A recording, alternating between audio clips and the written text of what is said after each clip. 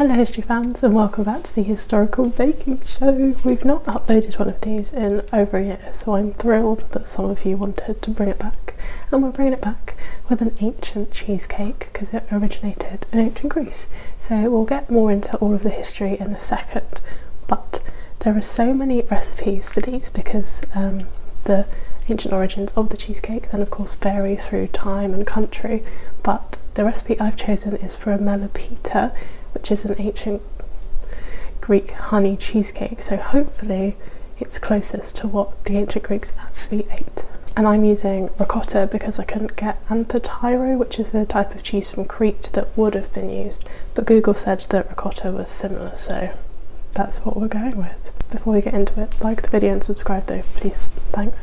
So the recipe I'm using, I have halved it, although I've just realised I forgot to halve the honey, so I'll have to do that in a second.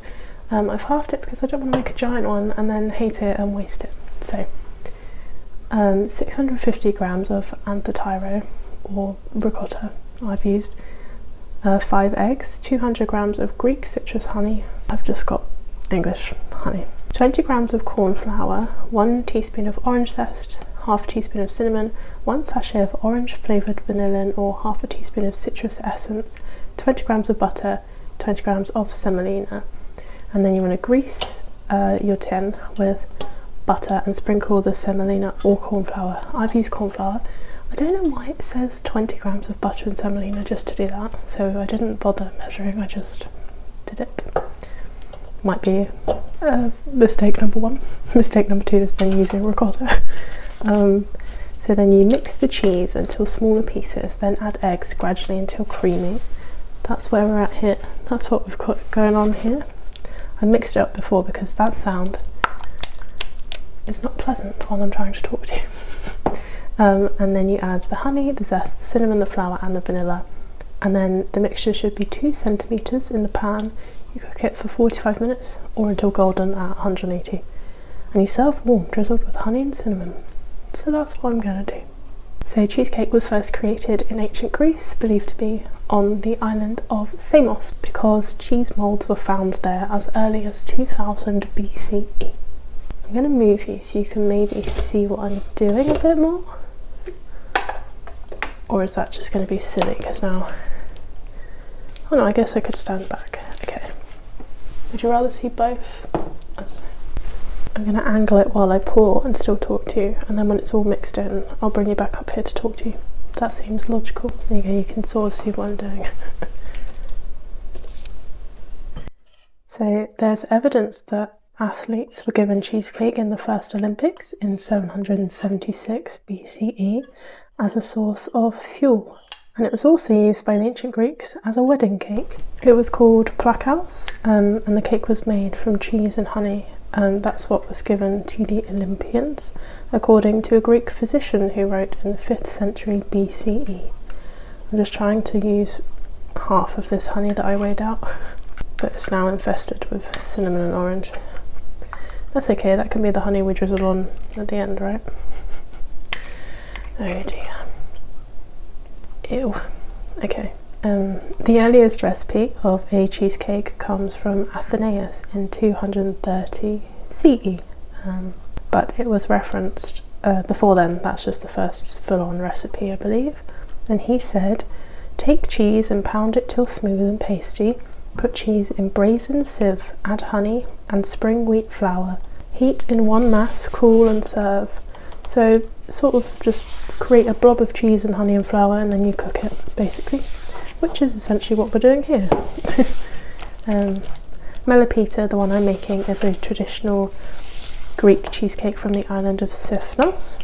Some of their ancient cheesecakes were the creamy cheese middle with a wheat-based dough on the outside, whereas this is going to be more of like, it's going to look more like a normal cake that we envision today rather than the cheesecake we envision. Their cheesecakes were desserts, but they were also used as offerings to the gods, with cheese and honey supposedly representing the duality of life, with the flavours being both sweet and bitter. How artsy is that? Let me put you back. I'm now just going to pour it into the mould so I'll show you what it looks like after. When the Romans conquered Greece, they then of course changed it slightly. They added eggs and they ate it warm, whereas the Greeks would have let this cool, I believe, or some versions of their cheesecake cool anyway. The Romans increased the popularity even further, and it became a staple at their banquets, and it became like a basis for them to start experimenting with flavours as well. I suppose like we do now, we have different flavoured cheesecakes, don't we? I think Lotus or Oreo probably, or just a plain vanilla. Sometimes all you need is the original. Probably the favourites. I've just listed 3. I can't say 3 things are the favourite, that's not how favourites work, is it? The cheesecake became a way of displaying your wealth if you had different extravagant flavours in the Roman times at their banquets, and it then spread across Europe because of the Roman Empire, and then we get different flavours coming in even more, and each country then has its own version, which is when we get loads of different recipes. It's really runny, by the way, like I don't know if it's right. In the Middle Ages it then became even more popular, and it took on new forms and flavours because of the new expanding trade routes that were happening, so people would meet with locals and add in new things, and it could then be based on the different places' traditions as well, rather than just at the Roman banquets. Well, they wouldn't have been at the Roman banquets in the Middle Ages, would they? That's not how the timeline works. And by the 1600s it's seen in English cookbooks and was eaten by both the rich and the poor. This is what it looks like. We're going to put it in the oven, see what happens. I nearly poured it all out then, that was smart. But then in the 1900s we have the New York style cheesecake coming out, which is the one we all think of today basically. Cream cheese was used as the main ingredient, and then eggs, sugar and vanilla, and then the biscuit. The style we all know. Let's put this in and try it, and let you know whether it's worth trying to make an ancient Greek cheesecake.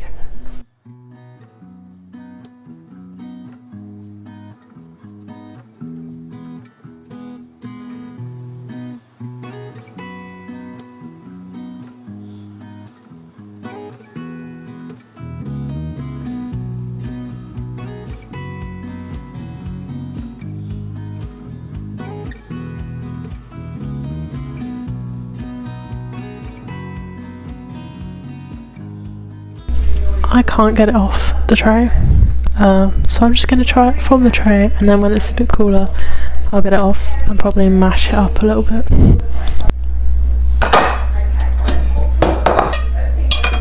Actually, I've got my Invisalign in. Cut the cameras.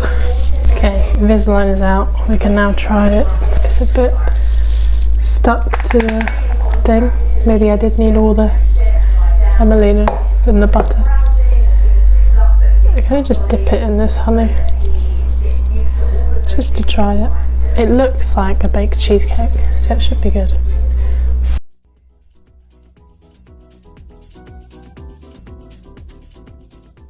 It's just a baked cheesecake, it's actually really good. I don't know why, because it was ricotta I expected it to not taste very nice.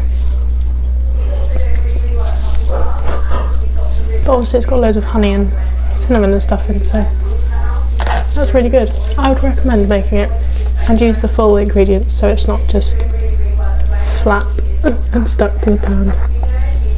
I think because it looks weird you expect it to taste a bit like gruel, but it doesn't. It tastes really good actually.